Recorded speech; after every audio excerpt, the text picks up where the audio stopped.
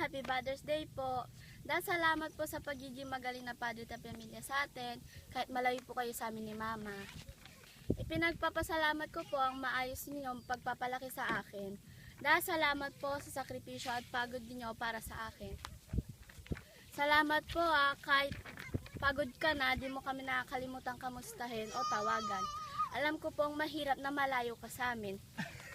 At alam ko pong gusto niyo na po kami makasama, yun nga lang, sa hirap ng buhay ay kailangan niyo pong magtrabaho dyan. Alam niyo po may mga okasyon na hindi tayo kumpleto. Kaya nagpapasalamat po kay Tita Lot, Ninang Nors, Tito Michang, at lalong-lalo na po kay Tito Hideto. Dahil po sa kanila, may mga okasyon na nabuo tayo.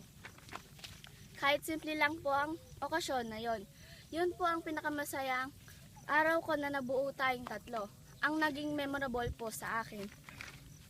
Para sa akin, ikaw yung the best, Dada. Lagi mo pong tatandaan, mahal na mahal ka namin ni Mama. Naingat ka po palagi dyan. Love you, love, love, love. Bye-bye!